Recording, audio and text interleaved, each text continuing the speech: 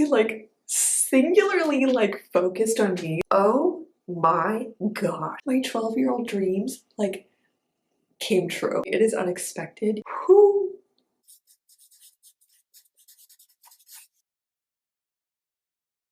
Hey dancers, it's Kirsten. Welcome back to Twin Talks Ballet. Today I'm going to deliver to you the second part to my highlight moments, my favorite stories from my college experience as a dancer in college. I went to the University of Utah. I got my BFA in ballet and my minor in business administration, all in 3 years. So if you would like to know more about dancing in college, if you have questions about that, you want advice, I will have my playlist of college related videos linked below, and also feel free to DM me on Instagram with particular questions if you have any. So thanks for watching and enjoy the rest of the video. So the next story I want to share with you guys is from the beginning of my college experience. It's when I had the dream fulfilled of performing Ballet and Serenade. Oh, man, it was just such a crazy experience. Like I went to the U, it was my first month there. I was originally casted third cast for the Russian girl, and I was also understudying the Waltz girl. And it was just such a dream come true, and it was honestly such a blessing. I had just come from a training environment where I allowed, my confidence as a person to be taken down to an all-time low. I really didn't think I could do anything. I didn't think I was that good.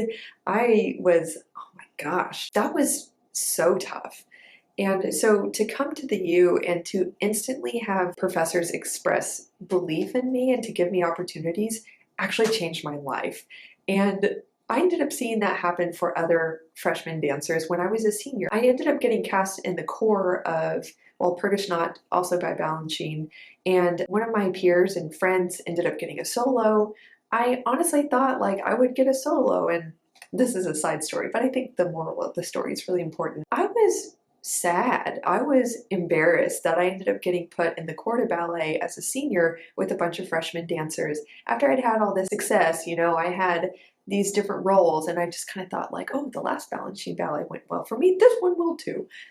Don't get cocky, dancers. Don't get cocky, and don't get entitled. You're not entitled to any of them.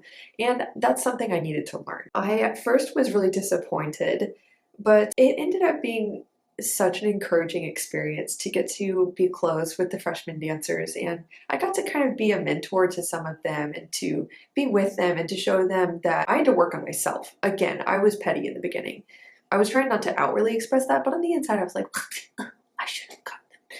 I even asked to be like reconsidered for a role, and that's fine. Like, you can always ask, that's fine. I didn't say it in like an entitled way, like you need to put me in this. I was just like, hey, I really like to have the chance to be reconsidered. Can I join these rehearsals for the soloist, whatever? And I didn't even end up getting anything from that. After I kind of like put my ego down for a second, I ended up having such a fulfilling experience with those freshman dancers, and to just be one of them and to encourage them and uplift them and set an example that none of us are too good for anything. Really, like, you're not too good to do a really amazing job in the corps de ballet, and try to uplift the standard of the corps de ballet and set an example of like asking questions about the marks and being specific, and just doing a really good job. And I had such an amazing experience doing that. Actually, very ironically, in that ballet I was in, where I was in the corps, 2 freshman dancers ended up doing the lead, like the main lead person. And I know that is probably going to be an experience they remember for a lifetime, like it was for me. And I actually didn't end up, in Serenade my freshman year, I didn't end up getting to perform the lead role in Serenade, or, well, Russian Girl, it's not necessarily like the lead. Because Waltz Girl, I'd say, is like the lead, really. But anyway, Russian is one of the main leads. So anyway, the third cast ended up getting cut, so it was just first and second cast for the ballet because there wasn't enough time to rehearse it. It wasn't anything personal, but I was so amazed and grateful that I got to learn those parts, and I ended up performing the jumping girl, like the girl who, if you know the ballet, like does that big like soda shot like this, like through the line of all the corps de ballet. It's just like such a magical moment. And yeah, so it was kind of like a demi-soloist-ish role. Like, it's minor, but it was so special. And then that ended up being the first ballet I performed as a professional dancer with Oklahoma City Ballet. So it was just like, it just felt like one of those God wink moments where you're like, oh, like the story just adds up. It's so special. Hey dancers, I want to just briefly pause today's video to thank the generous sponsor, which is, as usual, balletok.com. I'm so grateful for their ongoing support. Of course, I partner with them on a monthly basis to tell you guys about Zerly tights, my favorite brand of tights, and I'm so grateful that they support this channel so that I can continue to share these messages with dancers all over the world. And the way that you can support today's generous sponsor is to order Zerly tights through the balletok.com website. Zerly tights are, as I've talked about many times, my absolute favorite brand of tights. Very truly, from the black tights in the Z1 model, the Z2 Perform model. You can get them, by the way, with a back seam or no back seam. There are 2 different colors of pink, if I'm not mistaken, and I just love the variety they offer. In addition to the Z3 Repair tights, Z3, yes. These are so cool because they actually have an added amount of compression so that your legs can really rest and recuperate through better blood flow to ease tension, recover faster between workouts, while also wearing them with a cute little outfit, like a wintry outfit, you know? I don't know about you, but I like to wear skirts and dresses with black tights underneath and black boots, and these tights are both very cute and very productive and functional because it'll leave your legs feeling so much better and so much more refreshed when you go into the studio the next day. Balletok.com also has a tights recycling program where you can get a free shipping label, send away your old ugly tights that you're not going to wear anymore.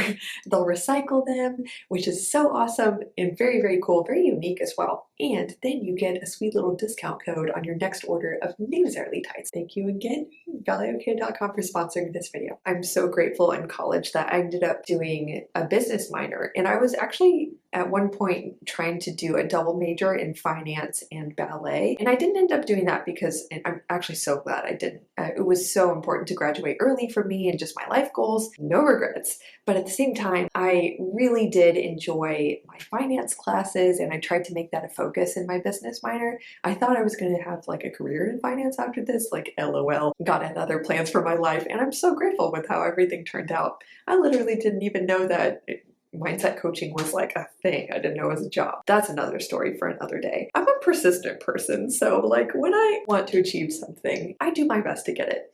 And I don't mean that in an annoying way, like I get what I want all the time. Like I'm definitely not that person, but it's like what I wanted is I learned about this opportunity to study abroad in Paris for a month with the finance department. Business minor students were not really supposed to qualify to go on that trip, but your girl set up some meetings. I sent a lot of emails. I went to all the informationals. I talked to the person who was like the director of the program. I basically finagled my way into that study abroad program. And it was seriously one of, if not the best month of my life in terms of how much fun I had. Oh my gosh, it was just an experience I will remember for a lifetime. And so to, as a ballet major, get to experience those 2 parts of myself and to like really explore that and just like for a month, live a totally different life. I mean, it was such a privilege to be able to do that. I'm so, so grateful for that life-changing experience because I learned that there, I didn't have to be the dancer of the group. I really tried to just be one of the group. And it was so amazing just to see like ballet is one of my favorite things to do, but it doesn't have to be my whole life, and life can be wonderful doing other things. I mean, of course, I could probably be studying anything in Paris and have a good time, but it was just such a wonderful experience. Okay, next I want to share the story with you of well, I'll say this. Before I share this story, I want to give a little bait for you to stick around until I finish the last story. Whew. You will probably laugh, as I will definitely laugh when I tell this story. It is unexpected. You'll probably be like, Kirsten, you really? What? Like, especially if you've been watching for a while. I guess you'll see I'm a bag of surprises sometimes. So anyway, this story though, such a special moment for me. I was finishing off my second to last semester of college, like my senior year, whatever. I remember I was walking in the middle of winter, uphill on campus. It's such a beautiful campus, but like if you have to walk somewhere, you're probably gonna walk uphill or downhill. Like it's just not really flat. I was in great shape because I was just walking everywhere. I was doing my steps. I was walking to like the business school for a 6 to 9 p.m. computer something class, IT class, information systems. I did my best in every class. I applied myself. I tried to be interested in it in some way. That one did not capture my heart. I will just say that. I don't love technology stuff. But anyway, that's not what the story's about. I was on my phone. I see an email come up from one of my professors that I have respected very much. This woman is awesome. She has like very high standards. And so basically, if she's happy with you, you're probably happy with yourself. You're like, I'm doing okay. Not to say I endorse like having someone else's opinion of you be the determining factor in your own opinion of you. Not at all. But anyway, so I get an email from her. They were gonna have like in this spring show a piece just for the Ballet West trainees that were part-time at the university. Again, I didn't end up doing that program, though I was interested in it in the beginning. So there was going to be 3 of them, and they were going to do the Odalisque trio from La Corsaire, which since I was 12 years old, I remember watching obsessively on YouTube that video from ABT. You probably know what I'm talking about. It's Cillian Murphy, and it's so funny because like the whole video is 7-something minutes, and it's the whole Odalisque intro, 3 variations, the finale, or the coda. I don't know if they like spliced up the video to show each of the variations, probably, but Cillian Murphy, I feel like she kind of got famous off of that video where she's just doing like the 3 pirouettes, arabesque and down and da da da da da da, or whatever the timing is, can't remember. But wow. So I remember watching that as a kid, and I was just like, I want to be them. I want to do this. This is what I want to do with my life. When I was walking to class, I got this email, and the professor's like, okay, so we're going to have 3 Ballet West trainees do this piece, and one girl ended up not being able to do it for some reason. Wanted to ask you if you could fill in. And I was like, huh. And she was like, you would be doing the 2nd variation, which I happened to find so fun. And I was like, oh. My 12-year-old dreams like came true. Oh my gosh, little 12-year-old me was inside like, oh my gosh, oh my gosh. And I had to sit still for that class. Oh my gosh, I'm so excited. So anyway, I had like Christmas break to learn the choreography by myself and start rehearsing it by myself because we had 3 weeks to rehearse this puppy before I was going to be on stage. And if you've ever done this, if you've tried to do the variation with the intro and the coda or the finale, whatever you want to call it, together, oh my gosh. I don't think I've ever been more tired on stage in my life, especially being the girl who has the 2nd variation. I asked my friends and they validated my opinion that the girl who does the 2nd variation definitely has the biggest like stamina part because you are like basically doing Grand Allegro for most of the intro. You only have a 1-minute variation after that to like get your act together and then do a variation with more jumps and then like another like minute and something variation and then you go back, which was a blessing. I loved it, but oh my gosh, I'm so tired. But anyway, it ended up being like one of my proudest moments at the U and just like a little dream come true and an unexpected thing. And it was hilarious because I feel like I was making all this meaning out of it. Like, oh my gosh, they chose me. They chose me out of everyone. But then I went up to my professor the next time I saw her after the email. And I was like, thank you so much. Like, all this stuff. And she was just so like objective about it. Like, yeah, we just were looking on down a list of people like, oh, who's available? Oh, Kirsten's available. Oh yeah, she could do it. And I was like, my ego was a little softened in that moment, but like, it's good. It's good I still ended up getting to do it, so it's like, whatever. Okay, the last story, the grand finale here, the apex of this series of stories is the one that is least expected, I believe. Without really knowing what I was signing up for, I ended up performing a like competition jazz Britney Spears inspired piece for a student choreography showcase. I feel as if the way I just described that is far too tame compared to the reality. Oh my gosh. My friend, my dear friend, Lauren, who is like one of the most fabulous people I know, like sorority girl to the T, like obsessed with Britney Spears with no shame, decided that to fulfill her choreography credit, she was going to choreograph a piece for the student showcase that was like the competition jazz piece of her dreams, like a huge ensemble to the classic Britney hits. Now, she was going to have an ensemble of like, I don't even remember. I feel like it was like 18, 20. I don't know. It was so many of us. Like, basically anyone who was like down to wear a sports bra and booty shorts with like rhinestones on it. If I just had that info up front, I would not be down necessarily. Again, I was still like, you know, I have personality, but I was like still in my ballet box a little bit, to be honest.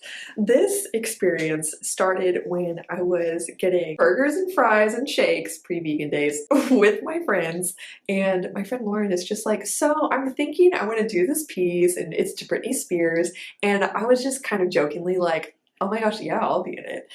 And she's like, great. And after I basically committed to doing it, because I thought, okay, this piece, it sounds so fun. I want to rehearse this. And also like, I don't know, it's probably not going to like make it into the show. I hate to say that. You know, we have an adjudication process, so not every piece actually makes it onto the stage. And I just thought like, what the heck? Let's go. Let's do it. That's fine. And then I got more info like, here are the costumes, and then I got asked, okay, do you want to be in the Hit Me Baby One More Time section or the Give Me More section? What do you think?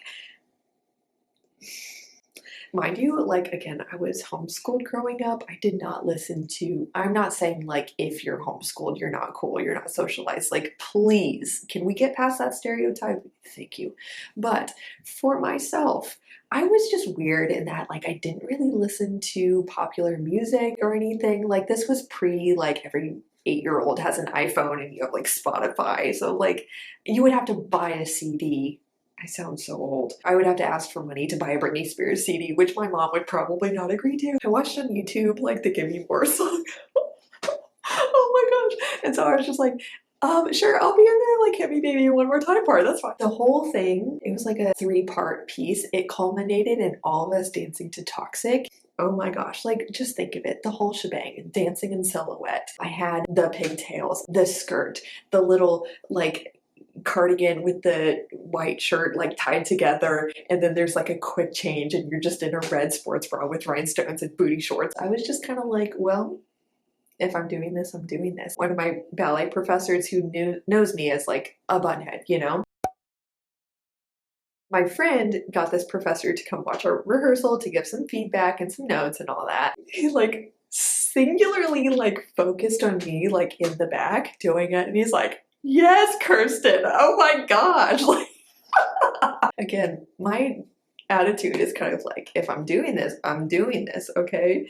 I'm not here to do it halfway because then you're gonna make it awkward, and it's like, it's just better to just go for it and own it, I think, rather than to be timid. I did have friends who are much better like jazz dancers than me give me feedback on like how to do like a hip swing. But anyway, it's quite a highlight. I did a tilt on a chair. I was in a Christian group of students at the University of Utah, and a lot of my friends from that group came to watch, and they were just like, yeah, they were cheering me on. I pre-framed it. I was like, this is what it's gonna be. This is how I'm gonna dance. Just go with the flow. It's fine. And so then they were cheering me on, and it was hilarious. So you guys, I hope I did these stories justice. I hope you enjoyed watching them. If you would like to learn more about my experience as a dancer in a university dance program and what it was like to get my BFA in ballet, if you think it would be right for you, you know, I have a bunch of videos about my college experience. I also have plenty of advice in those videos about how to know if college is for you, so I will do my best to link a playlist or just a list of videos I think you will really enjoy in the description. Other than that, thanks for watching. Give it a like if you did enjoy it. Follow me on Instagram, TwinTalksBallet, and yep, peace and blessings. Happy New Year, if that's still appropriate. All right, guys, bye.